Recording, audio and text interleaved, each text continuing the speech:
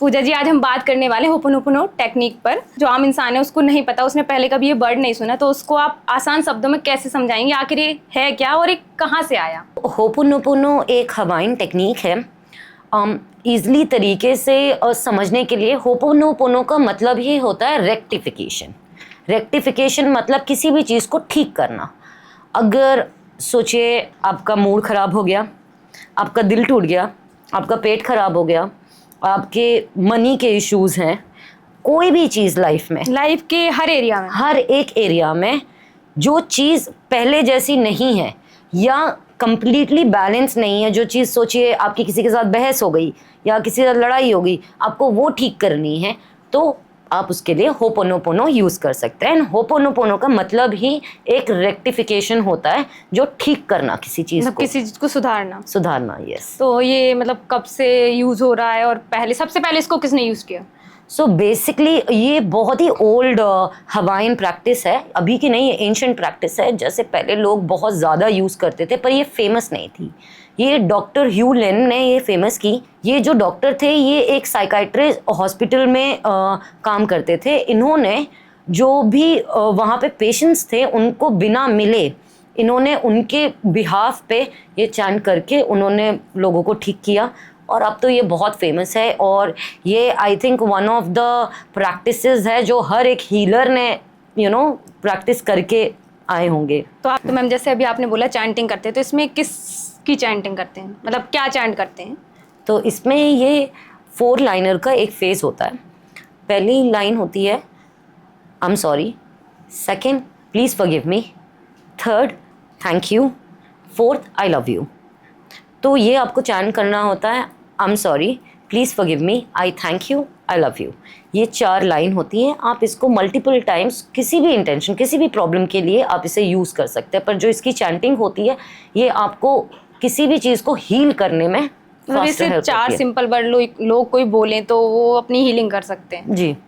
तो ये जो लाइंस हैं ये कहीं किसी ने लिखी या फिर ये मतलब साइंटिफिकली प्रूवन है या फिर ये सिर्फ स्पिरिचुअल बिलीफ है? ये एनर्जी वर्क है बेसिकली। तो अगर आपने किसी चीज़ को ख़राब किया, जैसे आपकी मेरी बहस हो गई या लड़ाई हो गई, आप इसको ठीक करने के लिए क्या बोलोगे? मतलब माफ़ी मांगेंगे। तो आपने बोला आई एम सॉरी। अब सॉरी के लिए क्या, मुझे माफ़ कर दो, तो please forgive me, I thank you. ठीक है, अब जो भी हो, जैसे भी हो, आई thank you, I am grateful कि आप हो, और आई लव यू। आपने क्या किया, आपने एक की अपोलोजाइज़ किया, आपने उसके लिए माफ़ी मांगी, आपने उसके लिए धन्यवाद भी दिया, और आपने उनको ये भी बताया कि I love you, I am there for you. मतलब तो ये जो चारों सेंटेंसेस हैं ये बहुत ही पावरफुल सेंटेंसेस हैं। जैसे स्विच वर्ड्स होते हैं ये वैसे हैं। तो इसको बार बार रिपीट करने से एक पर्टिकुलर इंटेंशन के लिए ये उस एरिया पे काम करेगा। तो ये 4 जो लाइंस हैं हमारे खुद के लिए कैसे काम करते हैं? डीप तरीके से या एग्जैक्ट तरीके से देखा जाए तो कहीं भी लड़ाई होती है पहले आपको खुद से सॉरी मांगना ही पड़ता है। क्यों? क्योंकि जब 2 लोगों की बहस हुई, आपको उनकी बात खराब लगी, किसको लगी? आपको लगी ना। आप खुद से माफी नहीं मांगोगे कि आपको किसी की भी बात खराब लग गई और आपको मतलब रोना आ गया या आप सैड हो गए। तो I am sorry to myself कि मैंने दूसरे की बात से खुद को रुलाया या खुद को बैड फील कराया। Please forgive me to myself कि मैं दूसरे की बात से अफेक्ट हो गई। आई थैंक यू कि यू हैव बीन देयर, आप मेरे साथ थी। कई बार मैंने सॉरी बोला या नहीं भी बोला, फिर भी आप मेरे साथ थे, एंड आई लव यू। तो ये चारों सेंटेंसेस आप पहले खुद को एक्सप्रेस करोगे, खुद को आप बोलोगे, और उसके बाद आप दूसरे को बोल सकते हो। इसमें दूसरे के लिए जो आप करते हो आपका प्रोसेस फास्टर हो जाता है। तो हम मेनली ये चीज़ अपने लिए यूज़ करते हैं या फिर 2 लोगों की लड़ाई को सही करने में? ये आप किसी के लिए भी यूज़ कर सकते हो।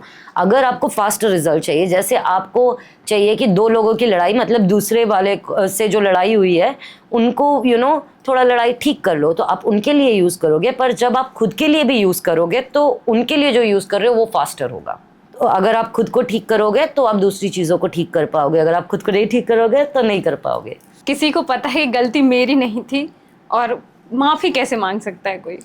मैं ये नहीं कह रही कि किसकी गलती है, ये कह रही हूँ कि आपने खुद के साथ किया, गलत किया। अब फॉर एग्जाम्पल कोई छोटी सी बात की बड़ी बात हो गई, ओके, भले गलती किसी की भी है, ठीक है, क्या आप अब क्या चाहते हैं? आप चाहते हैं ये बड़ी बात और बड़ी हो जाए या ये बात ख़त्म हो जाए?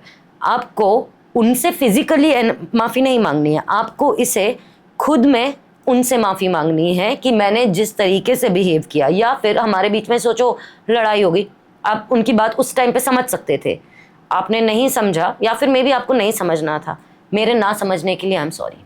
और इसमें एक लाइन है, आई लव यू या थैंक यू। जब लाइफ में सब कुछ खराब चल रहा हो तो अपने आप को thank you I love you कैसे बोल सकता है कोई? आपकी लाइफ ख़राब चले या अच्छी चले, but I would say thank you that I am waking up. आज सुबह मैं उठी, एक नया दिन देखने मिला, बाथरूम में जाके नहाने मिला, भगवान की पूजा करने मिली, खाना खाने मिला। दिन अच्छा और ख़राब इंसान के पर्सपेक्टिव से होता है।